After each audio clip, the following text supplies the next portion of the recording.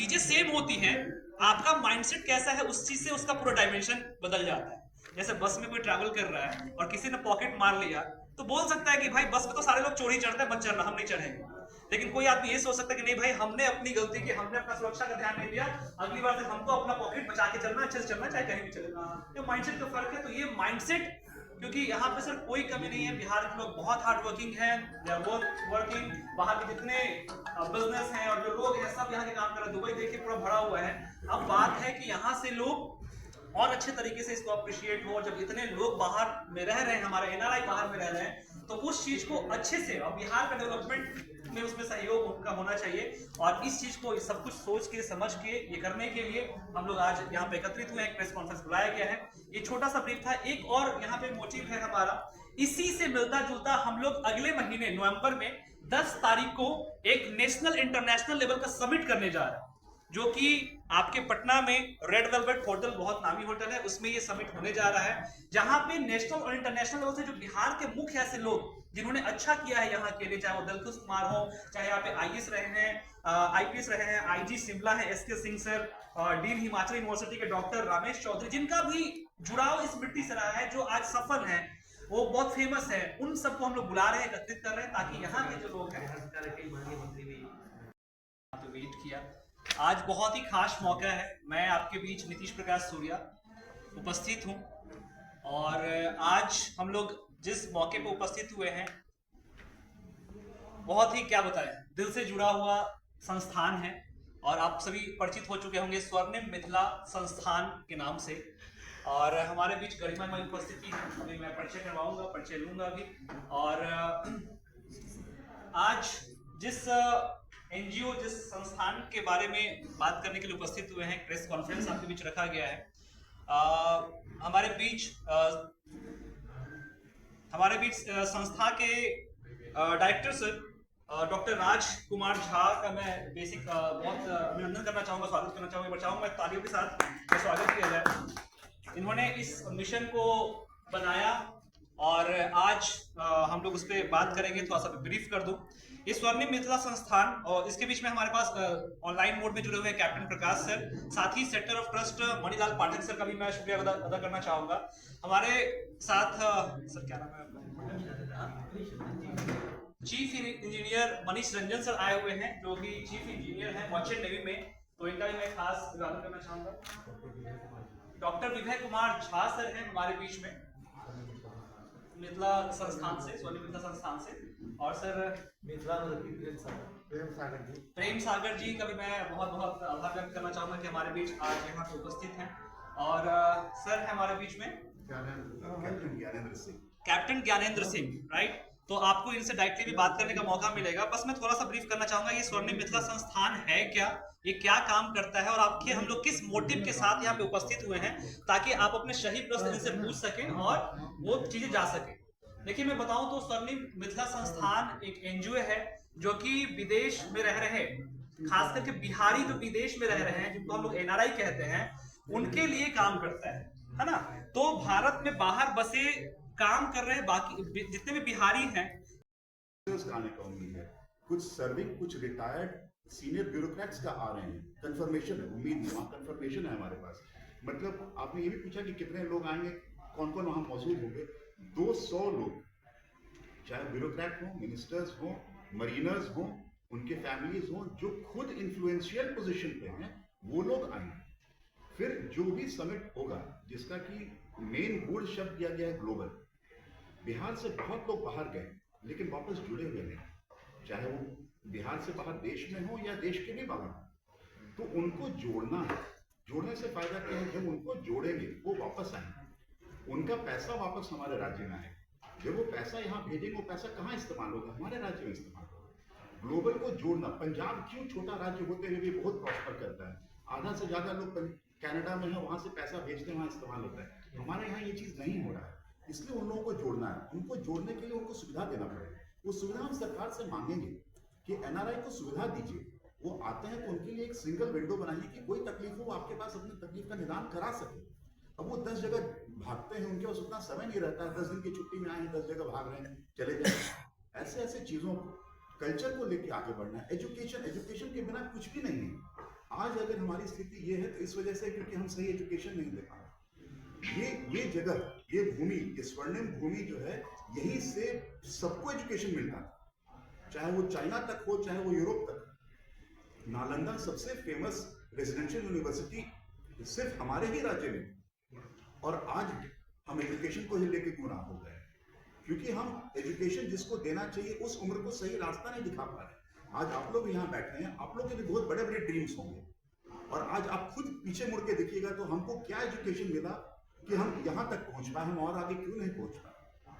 आपको भी अगर सही समय में सही एजुकेशन मिलता तो और आगे पहुंचे। उनको रास्ता दिखाने वाला कोई नहीं, उनको रास्ता दिखाएंगे, उनको हेल्थ केयर दे रहे हैं।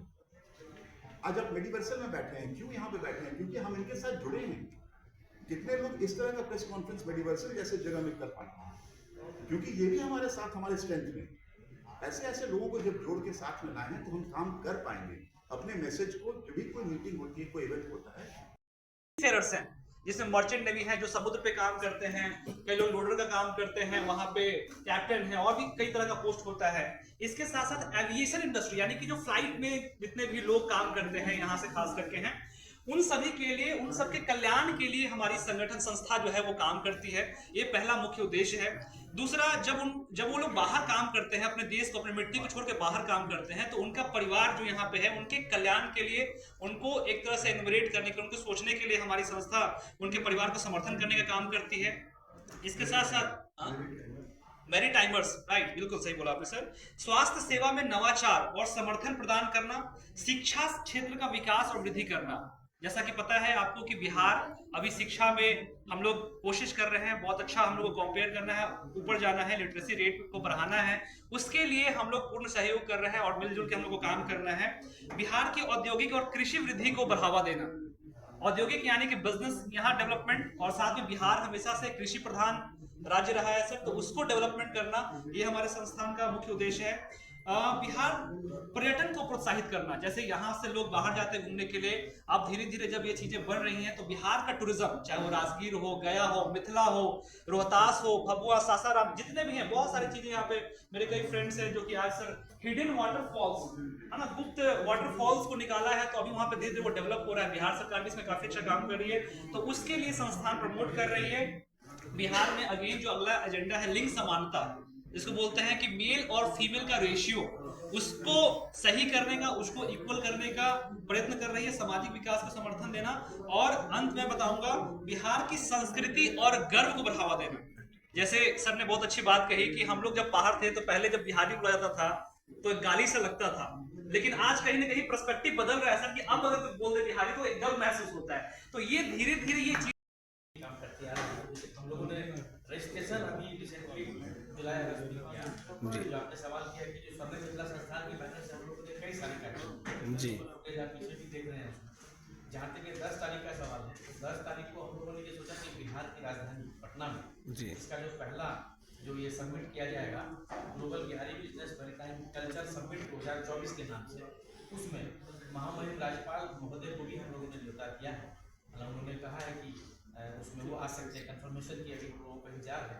बिहार सरकार के कई सारे माननीय मंत्री जी उसमें उपस्थित रहेंगे। अभी नाम लेना ठीक नहीं है, लेकिन मुझे लगता है कि 6-7 माननीय मंत्री बिहार सरकार के रहेंगे, और बिहार के अलग अलग जिले के जो माननीय विधायक जी वो भी इस कार्यक्रम में रहेंगे, ब्यूरोक्रेट रहेंगे, मीडिया जर्नलिस्ट रहेंगे, उसमें बहुत सारे जो कैप्टन हैं जो शिप पे मर्चेंट नेवी के, वो सब रहेंगे। उसका उनका मेन उद्देश्य यही रहेगा जी, जो आपको उन्होंने बताया कि जो शिप पर जो इंजीनियर है काम कर रहे हैं, मैरिन इंजीनियर, उनका जो परिवार है, उनके कल्याण के लिए जो संस्था कटिबद्ध है, दृढ़ संकल्पित है कि उसके लिए कैसे हम लोग उसके लिए कुछ योजना बना सकें। दूसरा, जो पलायन हो रहा है मिथिला से लेकर बिहार तक, लगातार 1990 से लेकर आप देख रहे हैं कि बिहार में पलायन है। हम लोग 12 करोड़ की आबादी है बिहार की, हम लोग आगे भी नहीं है। उसको किस तरीके से हम लोगों के सरकार सभी लोग जानते हैं, बारिये झारिये साग घटिये चारे पर तिलकोर रे, एता पाहुन भर पेट खेता नहीं बिज खेता ठोर रे, स्वागत में देव हम पान और मखान, मन मंडन आयाची राजा जनक के गांव जैठा मुगना बनला महादेव विद्यापति के जानो स्वर्ग स सुंदर हमर मिथिला धाम मंडन आयाची राजा जनक के गांव। हम लोग जो ज्यादा महत्वपूर्ण हो जाता है क्योंकि हमारी संस्था में अलग अलग ग्लोबल लेवल के जो लोग हैं, अलग अलग वर्ल्ड के अलग अलग कंट्री के जो लोग हैं इसके साथ जुड़े हो। इसमें आपका जो अब आप देख ही रहे हैं कि इसमें बहुत सारे जो हमारी टीम है, कुछ लोग हम लोग यहाँ बैठे हैं, ऐसा नहीं है यहाँ लोग पीछे भी बहुत सारे सीनियर पत्रकार लोग बैठे हुए हैं, बहुत सारे अलग अलग क्षेत्र में जो काम कर रहे हैं, उनका एक्सपर्टीज, उनका जो एक्सपीरियंस है उसमें यहाँ पर यूटिलाइज होगा। तो हम लोग को ऐसा लगता है कि जो काम सरकार करेगी हम लोग तो नहीं कर सकते कि मान लीजिए इतने सारे लोगों का रोजगार देना संस्थान तो नहीं, लेकिन हम लोग ध्यान आकर्षण तो सरकार को कर सकते हैं कि उसको जो मेजर माइग्रेशन है उसको उस तरीके से किया जाए। अब जो अब बताइए कि जो इतने सारे जो लोग थे जो उनके काम कर जो मैरिन इंजीनियर उनके परिवार के लिए सरकार ने, मुझे तो नहीं लगता कि हम लोग एक संस्थान के सदस्य के रूप में मैं ऐसा सोचता हूँ कि सरकार ने तो ऐसा कोई पॉलिसी पूरे ध्यान में आकर्षण में नहीं आया, लेकिन हम लोग सरकार को ध्यान आकर्षण करें कि उनके परिवार के कल्याण के लिए कुछ योजना बने, उनके लिए हेल्थ से रिलेटेड, एजुकेशन से रिलेटेड, वो तो लगातार आप चलेगा तो 6 महीने 8 महीने के बाद आएंगे, उनके परिवार के लिए क्या काम करे उससे संबंधित हम लोग उस योजना को और आगे बढ़ाएंगे। और आप जो बस बोले मुद्दा उठाने जा रहे हो, आज तक किसी संस्था ने ये ऐसा मुद्दा नहीं उठाया और हम लोगों ने इसमें जितने भी टाइमर वाले हैं, जितने NRI सब हैं बिहार से खास करके जो बाहर में हैं, उन लोगों का हम लोगों को इसमें सहयोग मिल रहा है। अब आप ये समझ सकते हैं कि जो डॉक्टर साहब हैं दरभंगा मेडिकल कॉलेज से रिटायर्ड हैं और अभी पैथोलॉजी डिपार्टमेंट हेड कर रहे हैं मधुबनी मेडिकल कॉलेज और वो सेवा दे रहे हैं इस संस्थान के जो फाउंडर हैं, तो उनकी जो सोच है आप समझ सकते हैं, उनका जो एक एक्सपीरियंस है पूरा 70+ ईयर का, वो चाहते हैं कि इसमें इनपुट दें और सरकार को इस चीज़ के लिए ध्यान आकर्षण करें। तो मेन मोटिव इनका ये। दूसरे जो को फाउंडर है प्रकाश मिश्रा जी अभी हमारे बीच नहीं है, लेकिन जल्द ही वो शिप से फ्री होकर यहाँ आने वाले उस कार्यक्रम में उपस्थित रहेंगे। उन्हीं का दिमाग का ये सारा टाइमर वाले NRI वाले हैं, उसमें हम लोग अपना धन लगा करके भी सब काम कर रहे हैं। सर इसमें एक मेजर सवाल ये था सर कि आपने इन सारी चीज़ों को तो लेकर के आ गए, लेकिन इसको सर आप इसका रोड मैप कैसे तैयार किए, इसको कैसे एग्जीक्यूट करेंगे, लोगों तक कैसे इसको पहुंचाएंगे सर? क्योंकि आपका जो रोड मैप है इसमें एक्सप्लेनेशन तो आपने बहुत चीज़ बता रहे हैं आपको, बता रहे हैं। वही समझाने की कोशिश कर रहे हैं। जैसे एक सवाल ये भी था कि संस्था बहुत सारे आए और चले गए, काम नहीं करता। इस संस्था का एक मेजर डिफरेंस जो आपको दिखाई देगा वो ये है कि ऐसे लोगों को जोड़ा गया है जो खुद बहुत सारा चीज कर सकते हैं, करवा सकते हैं। एक 4-5 आदमी मिल करके कोशिश किए ऐसी बात नहीं, जो सालों से काम करते आ रहे हैं। संस्था का स्थापना इस साल हुआ है, लेकिन सालों से काम करते आ रहे हैं। और अभी ऐसे जैसे हम भी नए जुड़े, ऐसा नहीं कि बहुत पहले से संस्था भी नहीं है, हम भी नए जुड़े हैं इनके साथ में, लेकिन हम 50 साल बिहार से बाहर रह करके वापस आए हैं रहने के लिए और इनके साथ जुड़े हैं। बहुत लोगों को जानते हैं जिनको साथ ला के काम कर सकते हैं, करवा सकते हैं। जैसे आपका सवाल ये है कि इसको आप आगे कैसे लेके जाइएगा। एज एन इंडिविजुअल कोई संस्था नहीं कर सकता, एज एन इंडिविजुअल कोई इंसान नहीं कर सकता है, लेकिन इस संस्था की जब पहुंच होगी, जैसे कहा जा रहा है कि महामहिम खुद आने का उम्मीद आप चाहते हैं बिहार का बिहार में आप इन्वेस्ट करें, अभी बिहार कह रहा है जाके दूसरे स्टेट में जाके इन्वेस्ट करना है। मैंने खुद बैंगलोर में जमीन लिया है, मैं अपने सेफ डिग्री कर रहा, कुछ भी हो, कुछ मेरा माइंड जब मैंने लिया था 2009 में, तो मैं क्यों मेरे बार मैं चाहता हूँ बिहार में जाकर करना चाहिए, लेकिन नहीं कर पाया। तो इसलिए अगर गवर्नमेंट को फैसिलिटी हमें दे तो बहुत सारे बिहारी जो बाहर इन्वेस्ट कर रहे हैं वो बिहार में करेंगे और उसका सिर्फ इतना डेवलपमेंट नहीं होगा।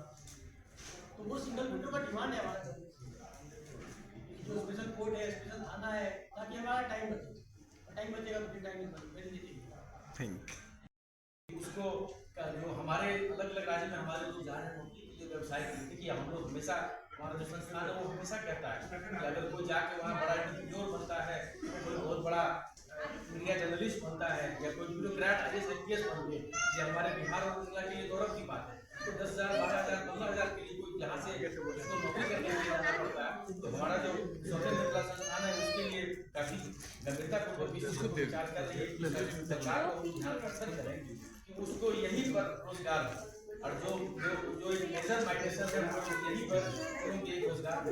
इससे संबंधित डॉक्टर साहब ने कहा कि जो हेल्थ से रिलेटेड बहुत तरह की योजनाएं हैं, शिक्षा से संबंधित, उसको लेकर हम लोगों का एक ग्रैंड लेवल का समिट होगा, ग्लोबल लेवल का, इंटरनेशनल लेवल, कई सारे कंट्री के लोग उसमें भाग लेंगे, जो कार्यक्रम 10 तारीख को होने जा रहा है।